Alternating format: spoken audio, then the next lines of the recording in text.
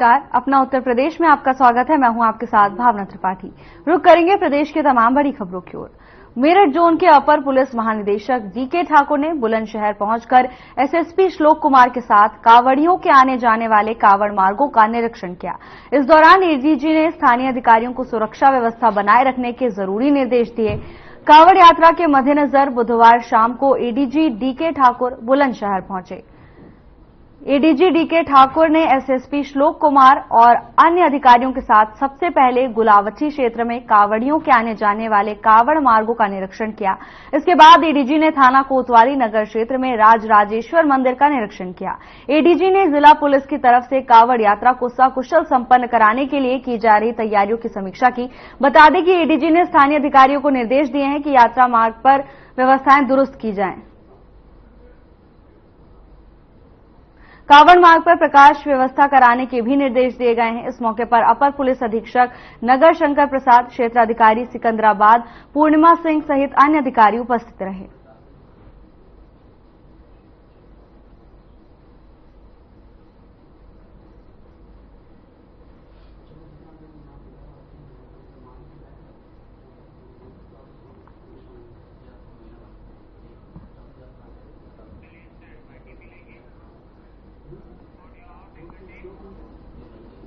गढ़वाल सांसद अनिल बलूनी ने विदेश मंत्री एस जयशंकर से मुलाकात की और उनसे अपने गढ़वाल लोकसभा क्षेत्र के गोपेश्वर, चमोली और कोटद्वार में पासपोर्ट ऑफिस खोलने की मांग की।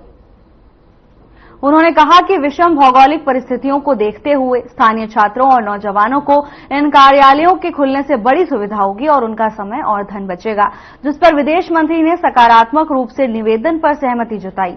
आशा है जल्द ही इन कार्यालयों के खुलने की खुशखबरी मिलेगी।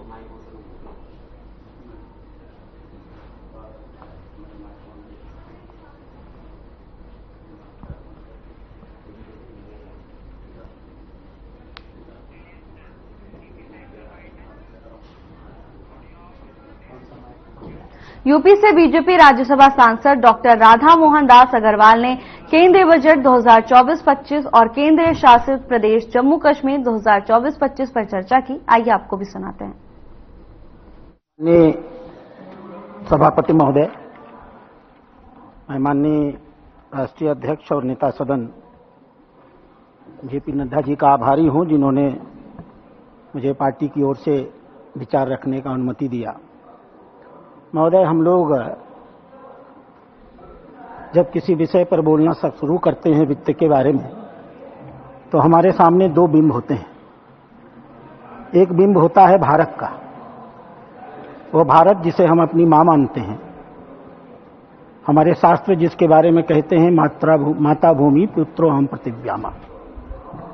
हजारों साल पहले जिसके बारे में लिखा गया, उत्तरम यत् समुद्रस्य हिमाद्रस्तैव दक्षिणम वर्षम तद भारतम नाम भारती यत संतति। समुद्र के उत्तर में और हिमालय के दक्षिण में ये जो देश है, इसे भारत कहते हैं और हम भारत के पुत्र हैं, भारत के बच्चे हैं और इसलिए भारतीय कहे जाते हैं। दूसरा बिंब होता है हमारे प्रधानमंत्री का। 26 मई 2014 को जब उन्होंने पहली बार शपथ लिया, और हम गर्व के साथ कह सकते हैं दुनिया की अकेली शख्सियत स्वर्गीय नेहरू जी के पास, जिन्होंने तीसरी बार शपथ लेने का काम लगातार सफलता के साथ किया। माननीय मंत्री, प्रधानमंत्री जी जब शपथ ले रहे थे तो दो प्रकार की शपथ ले रहे थे। एक संवैधानिक शपथ जो इस देश के महामहिम से राष्ट्रपति दिलवा रहे थे, एक दूसरी भी शपथ उसी समय वो ले रहे थे। मैं अगर प्रधानमंत्री बना हूं तो मेरे काम करने की दृष्टि क्या होगी, मेरी आर्थिक नीतियां क्या होंगी। और वह शपथ उन्हें नरेंद्र नाम का एक दूसरा नौजवान दिला रहा था। नाम था नरेंद्रनाथ दत्त विवेकानंद। विवेकानंद बोल रहे थे और माननीय प्रधानमंत्री में मन में ही उनके शब्दों को दोहरा रहे थे। प्रधानमंत्री कह रहे थे, मैं नहीं भूलूंगा कि मेरा विवाह, कि मेरी संपत्ति, कि मेरा जीवन मेरे व्यक्तिगत भोग विलास के लिए या इंद्रिय सुखों के लिए हुआ है, मेरे व्यक्तिगत सुख के लिए हुआ है। मैं नहीं भूलूंगा कि मेरा यह समाज उस विराट महामाया की एक छाया मात्र है मैं नहीं भूलूंगा भारत के जितने भी नागरिक हैं, अशिक्षित हों, गरीब हों, दलित हों, पिछड़े हों, मैं भारतवासी हूं और ये सारे नागरिक भारतवासी हैं, हमारे परिवार के सदस्य हैं। इनका सुख और दुख हमारा और सुख और दुख होगा। मैं नहीं भूलूंगा इस बात को कि जब तक यह जीवन है, यह धरती हमारे लिए स्वर्ग है और भारत का कल्याण ही हमारा कल्याण है। और इसी सपने को लेकर के मैं गर्व के साथ कह सकता हूं, जिस यात्रा को माननीय प्रधानमंत्री ने 2014 में शुरू किया, हम गर्व के साथ कहते हैं आज से 2024 तक वो यात्रा उनकी अनवरत जारी है। एक जमाने में रामधारी सिंह दिनकर ने, आज माननीय वित्त मंत्री जी बात कर रहे थे, आज से 60 साल पहले लिखा था देश की आर्थिक व्यवस्था के बारे में। कुछ समझ नहीं पड़ता रहस्य क्या है, जाने भारत में बहती कौन हवा है, धरती के सब पेड़ दीन दुर्बल है, गमलों के ही पेड़ सुदम में सुदल है। जब तक है यह वैषम्य समाज सड़ेगा, किस तरह एक होकर यह देश लड़ेगा। सबसे पहले यह दुरित मूल काटोरे, समतल पीटो खाइया खड्ग पाटोरे, बहुपाद बटों की सिरा शोर छाटोरे, जो मिले अमृत सबको समान बाटोरे। माननीय पूर्व वित्त मंत्री भारत का भाषण दे रहे थे, वर्तमान की नीतियों के बारे में बता रहे थे। 1960 में रामधारी सिंह दिनकर भारत की स्थिति के बारे में बखान कर रहे थे और ऐसा लग रहा था वर्तमान से कोई इनका संबंध ही नहीं हो। 65 साल इन्होंने राज किया है। 65 सालों के रहते हुए रामधारी सिंह दिनकर की इस पीड़ा को किंचित मात्र भी इन्होंने अगर बदला होता तो शायद ये बातें हैं आज दोहराने की जरूरत नहीं पड़ी होती। और इसीलिए माननीय प्रधानमंत्री जब सत्ता पर आए तो उनकी प्राथमिकता थी, देश का गरीब हमारी प्राथमिकता होगी, देश का नौजवान हमारी प्राथमिकता होगी, देश की बहनें हमारी प्राथमिकता होगी, देश का किसान हमारी प्राथमिकता होगी। और हम सब गर्व के साथ कह सकते हैं, जितनी नीतियां उन्होंने बनाई, हम नाम पर नाम ले सकते हैं, उनकी उपलब्धियों को गिना सकते हैं। पहली बार जब वो जनधन योजना लेकर के आए थे, आप तो नहीं ला पाए 65 सालों में, आप तो इस बात की चिंता नहीं कर पाए कि इस देश में 53% ऐसे लोग हैं जिन्होंने बैंक का मुंह तक नहीं देखा था। आभारी होना चाहिए इस देश को, हमारे प्रधानमंत्री का, जिन्होंने इस बात को तय किया कि भारत का एक भी नागरिक जिसके पास एक पैसा नहीं होगा, हम उसे बैंक तक पहुंचाएंगे, बिना ब्याज के पहुंचाएंगे, जीरो बैलेंस पर अकाउंट खोलेंगे, उसके अकाउंट में 5000 रुपया डालेंगे, उसे बचत करने की कला सिखाएंगे, उस देश के विकास में उसकी हिस्सेदारी करेंगे। पीछे बैठकर 65 सालों में चंद्रशेखर आपने अपने देश की नागरिकों को मजबूर किया, बहनों को गांवों के अंधेरे में शौचालय में जाने के लिए, अपनी इज्जत को बचाने के लिए, विभिन्न प्रकार की समस्याओं का सामना करने के लिए आप इस मंच पर खड़े होकर आज भाषण देते हो। महिलाओं की जो बेइज्जती आपने 65 साल में इस देश में की है, भारत सन के साथ डूबेगा। आपको एहसान होना चाहिए माननीय प्रधानमंत्री का, जिन्होंने इस देश में स्वच्छ भारत योजना प्रारंभ की। और आज हम गर्व के साथ कह सकते हैं, भारत का कोई भी महिला, भारत की कोई भी बच्चा, कोई भी बूढ़ा आज अपने घर से निकल करके रात के अंधेरे में सड़कों पर जाने के लिए, शौचालय के लिए बाध्य नहीं हो सकता। आपको शर्म आनी चाहिए। 65 साल आप सत्ता में रहे, 3,70,00,000 सिर्फ ऐसे घर थे जिनके घर आप पीने का पानी पहुंचा सके। शेष आप बात करते हैं आधे लोगों की, आप 140 करोड़ की जनसंख्या बताते हैं, 140 में 3,70,00,000 घरों को आपने पीने का पानी पहुंचाया था। आपको आभारी होना चाहिए हमारे प्रधानमंत्री का, जिन्होंने शुरू किया जल जीवन मिशन, जिनके नेतृत्व में आज हम गर्व के साथ कह सकते हैं 14 करोड़ घरों में हमने पीने का पानी पहुंचाने का काम किया। आपको शर्म नहीं आती? इस देश की 90% जनसंख्या इलाज नहीं करा पाती थी, चिकित्सा तक उसकी पहुंच नहीं होती थी, इलाज कराने में वो गरीबी रेखा के नीचे चली जाती थी, उसके घर बिक जाते थे, उसकी जमीनें बिक जाती थी। आप उसकी चिंता नहीं करते थे। चिंता अगर किसी ने किया तो भारत के प्रधानमंत्री नरेंद्र मोदी ने किया, जिसने तय किया इस देश का कोई भी गरीब पैसे की कमी के नाते मरेगा नहीं। आयुष्मान भारत योजना शुरू हुई, 50 करोड़ नागरिकों को आच्छादित किया गया और हम गर्व के साथ कह सकते हैं पिछले 7 सालों के अंदर, पिछले 5 सालों के अंदर 7 करोड़ 34 लाख लोगों ने अस्पताल में इलाज कराया। महोदय, मैं आपके सामने एक रिपोर्ट पेश करता हूं। यह रिपोर्ट है स्टैंडर्ड ऑफ पुअर की। चुनाव जब चल रहा था, चुनाव का निर्णय आने वाला था, 29 मई को यह रिपोर्ट आई थी। यह छोटी मोटी संस्था नहीं है, पूर्व वित्त मंत्री इसको नकार नहीं सकते। महत्वपूर्ण यह नहीं है कि उन्होंने भारत की रेटिंग बढ़ा दी। 2009 में भारत की रेटिंग BBB माइनस निगेटिव थी, आपकी सरकार थी। 2012 में भारत की रेटिंग BBB माइनस निगेटिव थी, आपकी सरकार थी। 2014 में नरेंद्र मोदी सरकार में आए, आते ही मान रेटिंग 4 महीने के अंदर बदल गई, BB माइनस से और BB स्टेबल हो गई। और हम गर्व के साथ कह सकते हैं 29 मई 2024 को घोषणा किया स्टैंडर्ड पुअर ने, और भारत की रेटिंग BB माइनस स्टेबल से बदल करके BB माइनस पॉजिटिव कर दिया।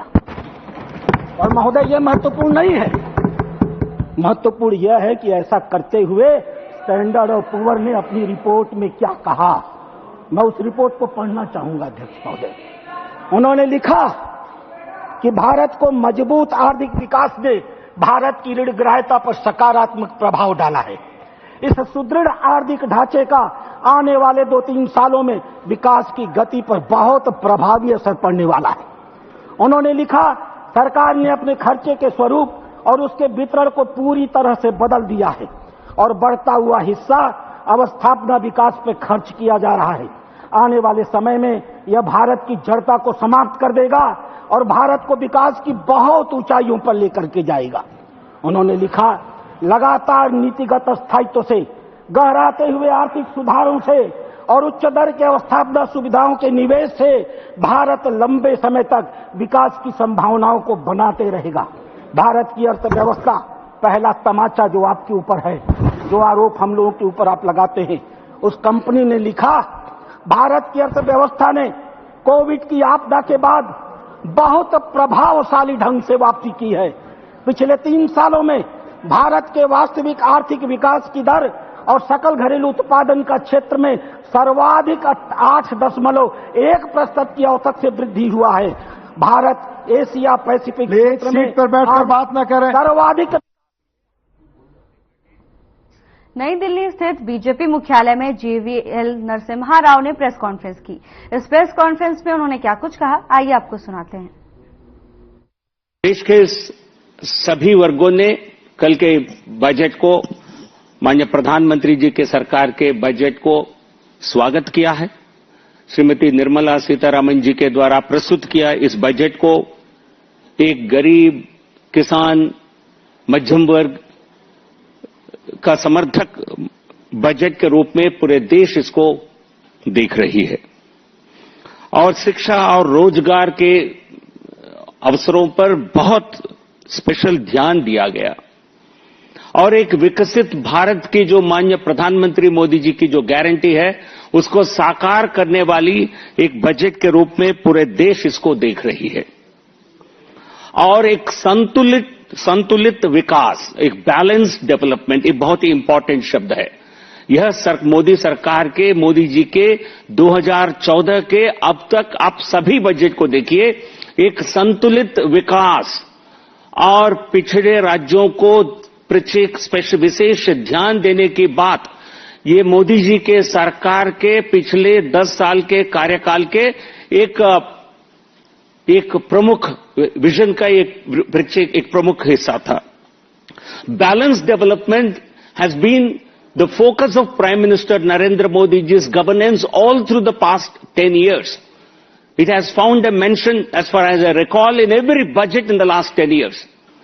Special focus to be given to backward states, particularly to the eastern region, to ensure that we are able to achieve balanced development.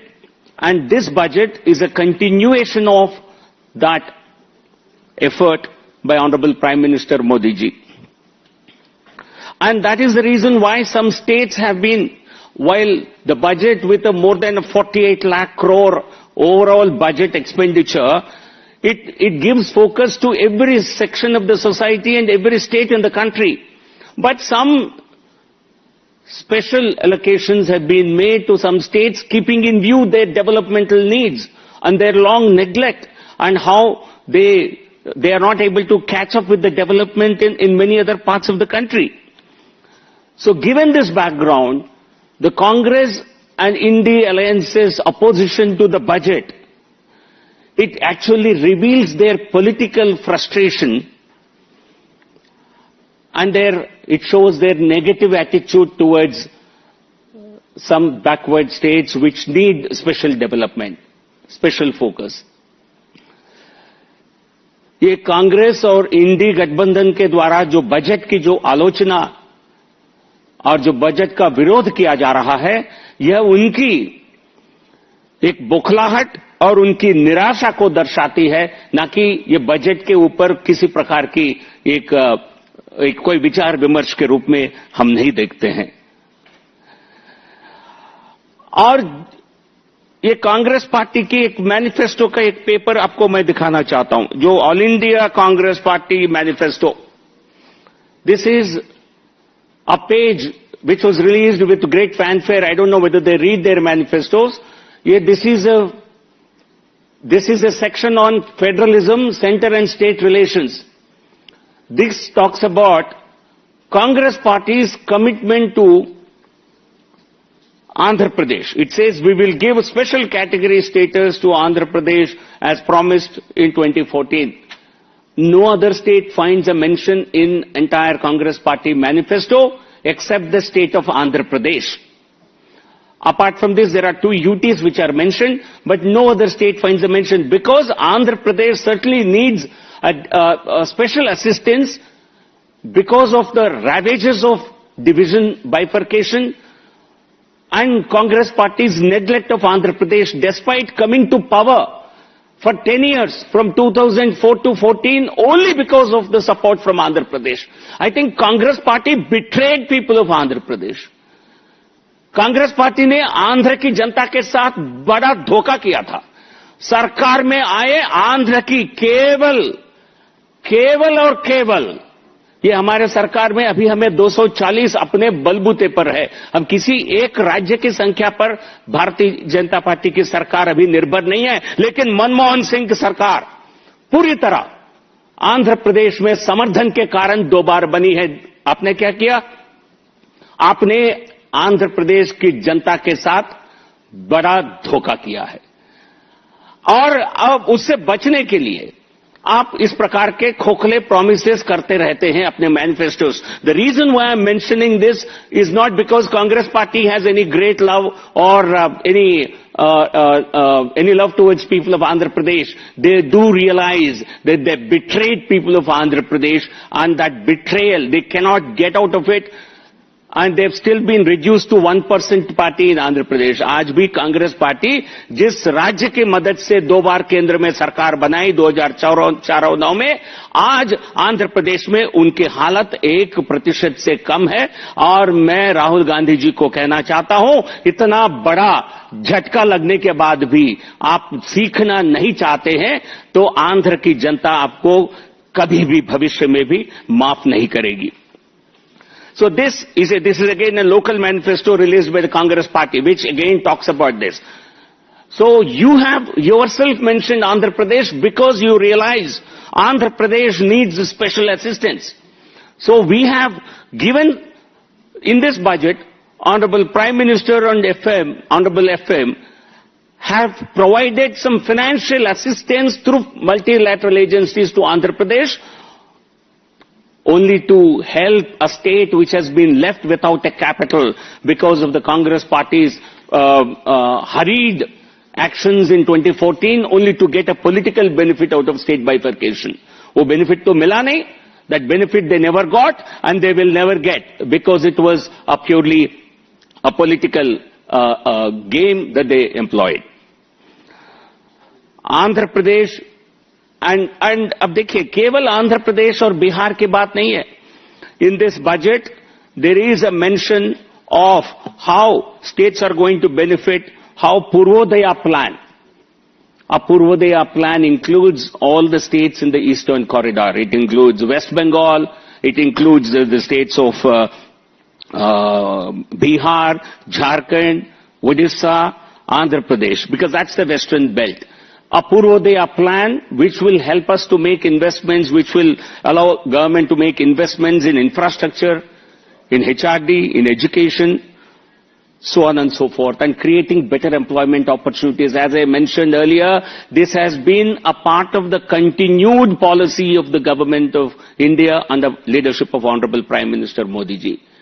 तो आंध्र प्रदेश और बिहार को थोड़ी सी मदद इस बजट के द्वारा दिया गया। ये कांग्रेस और इंडी गठबंधन को क्यों इससे दर्द है, क्यों आप सह नहीं पा रहे हैं? क्यों कांग्रेस बिहार विरोधी, आंध्र विरोधी और विकास विरोधी साबित होना चाहती है? क्या इंडी गठबंधन देश के किसी हिस्से को विकसित होते हुए क्या पचा नहीं सकती है? Is the Congress party unable to accept the fact that parts of the country which have not got development, they need some assistance, and if they are able to come up through this assistance, why does it pain the Congress party and Indy alliance? Is it because you are anti-development? Your entire politics depends only on hardcore politics and not based on any vision for development? Rahul Gandhi and Congress party must apologize. It's my demand. They must apologize to the people of Andhra Pradesh, to the people of Bihar, for making mockery of the budget, special budget announcements for these states. Andhra Pradesh और बिहार के जनता का मजाक करने के लिए, उनके खिलाफ आप आवाज उठाने के लिए, ये मेरी मांग है, कांग्रेस और गठबंधन, इंडी गठबंधन, इन राज्यों की जनता से माफी मांगे, क्योंकि नहीं तो हमें लगेगा कि आपको केवल राजनीति में रुचि है, लेकिन देश के विकास आपका लक्ष्य नहीं है. But the real problem I mentioned, the real problem for the Indy alliance and the Congress party is they were hoping that this government would not last very long. Immediately after the elections, they made particular efforts to try and break the NDA coalition. Today they find they failed on day one. They failed subsequently in different opportunities in Parliament, and today they feel their hope of dividing NDA is not going to happen, is not going to come. फिलहाल के लिए बस इतना ही. जल्द हाजिर होंगे नई updates के साथ. नमस्कार.